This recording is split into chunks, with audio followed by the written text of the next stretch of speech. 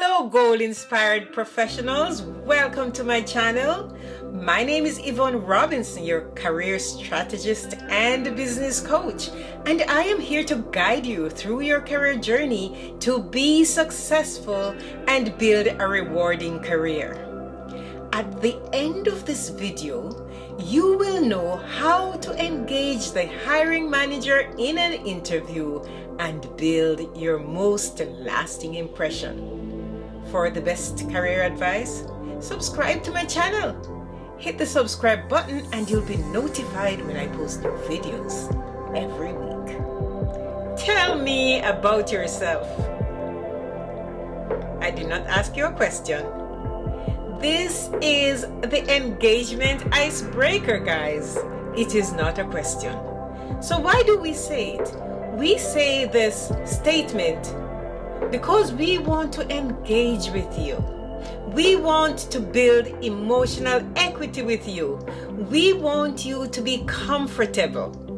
This is supposed to be a successful icebreaker. And let us see what a successful icebreaker should look like. Let us look on the screen. A successful icebreaker breaks through communication barriers. It breaks through communication obstacles, fuels creativity, and creates an environment where the job seeker feels comfortable. It is to build emotional equity between the candidate and the hiring manager or the interviewer. So, why are job seekers afraid of it? This is not your personal story or your family story. What we're really looking for is a work story. Okay? So let me tell you, in the 1990s, I used to live in the Cayman Islands and I left Grand Cayman and went back to live in Jamaica. And I applied for a job at Jamaica Mutual. And after the lady took me in, she sat me down, the first thing she said was, "Tell me about yourself." I had no clue.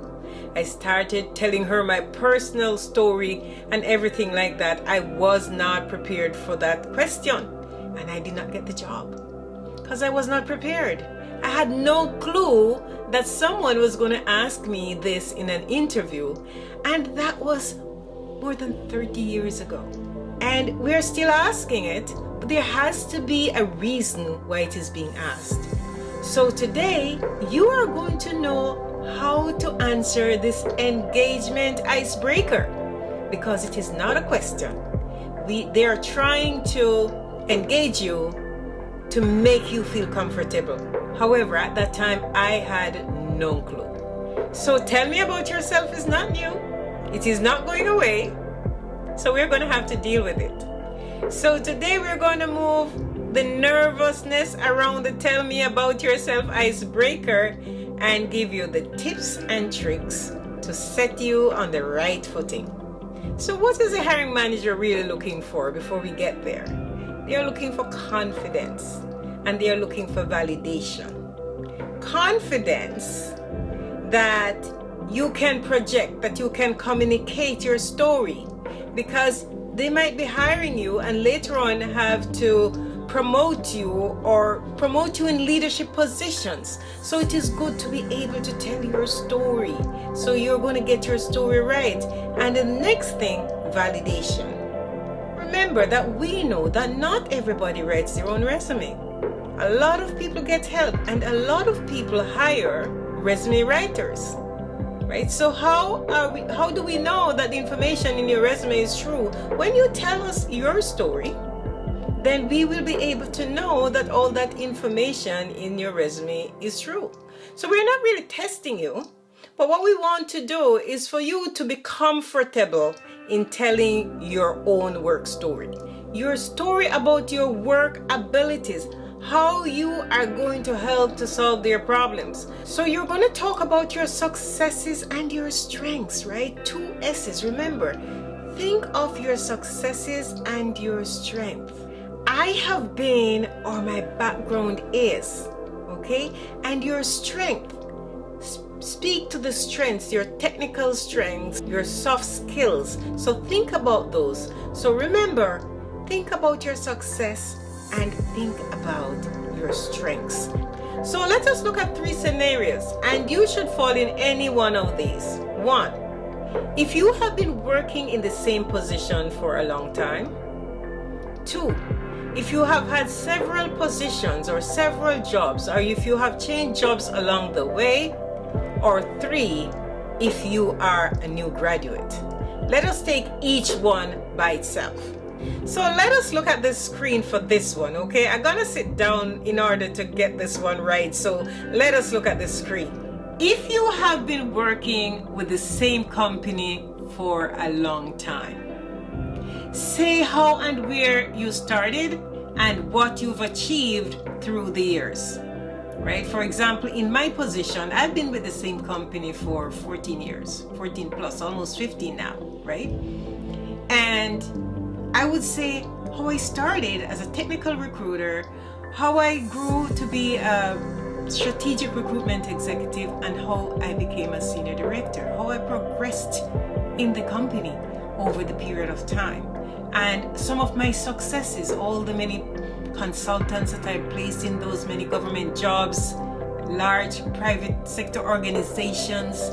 So I would be telling of some of those successes, how I trained up staff. You have to remember your own successes in your own story. And if you have been with a company for a very long time, you are going to have different positions or different projects that you took on and you were successful. Some of them you can quantify them. So remember to tell your own success story, okay? Your strengths and your successes. So you're not just going to tell about the strengths and the successes, you're going to talk about the milestones, those milestones, and how you're going to use those same abilities to help your new employer in your new position. So the next one we're going to talk about, number 2, if you have had several jobs along the way, all right? You work with different companies, those should be some very compelling stories. So you're going to talk about those stories, those successes in those jobs, and most of the jobs that you would have had threads through them. For example, if you were a business analyst, you probably were a business analyst of an oil company, and then you move to being a business analyst of a retail organization. That's so interesting because it's 2 different kinds of business analysis you might have done depending on the industry. Or if you were business analyst in IT and you were dealing with COTS application, and then you had to do some vendor management, and then you look at the company that you're working with, and if this company is a similar company or if they have similar products, normally when they hire you, they would have had some similarities in your background, and that is why they called you in for an interview. And even if they don't have those similarities, there are some great things that you did in your job that you can talk about. Okay, so you should have very nice mini stories from the several jobs that you have had. So in order not to keep rambling and going on and on and on, ensure that you practice before you get to that interview to tell those mini stories to become a coherent story. If you are a new graduate, you have had some projects in university. So ensure that when you're going to university, guys, if you're still in university and you're watching this, make sure you get engaged, involved in some projects, that you can talk about some notable projects in your interview. Ensure that you participate in activities so that when you get to an interview, you can talk about those activities. Just don't go to school and run home. You need to be able to build a story around your work or around your projects or around your schoolwork, because when it is time for you to get a job, you need to tell those mini stories. Remember, you're going to talk about your successes and you're going to talk about your strengths.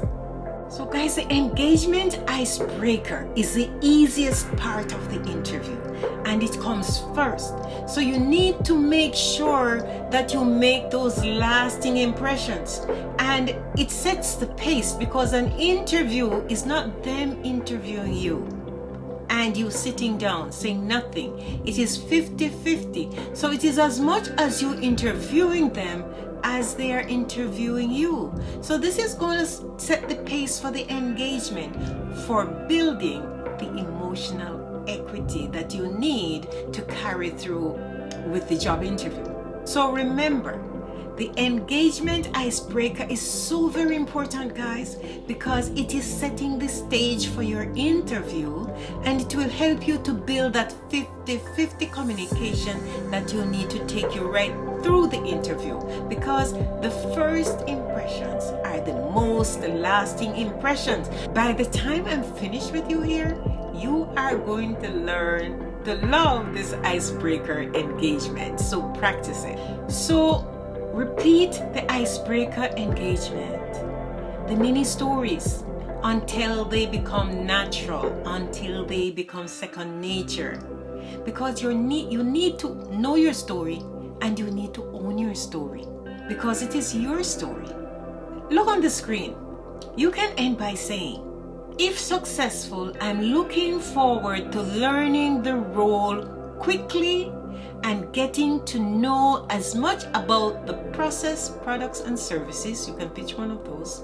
You can choose one of those, so that I can start making valuable contribution within your organization in a short period of time. So comment below and let me know if this was your most dreaded interview question, okay? And I hope that you understand it very well now. And what I want you to do is comment below and let me know if you have any more interview questions that you're having challenges with, and I will ensure that I elaborate on them in another video, because I have another video that I created for you with the 10 most difficult interview questions and answers. So you can watch that video, 10 most difficult interview questions and answers, and let me know if there are still other questions that you need me to answer.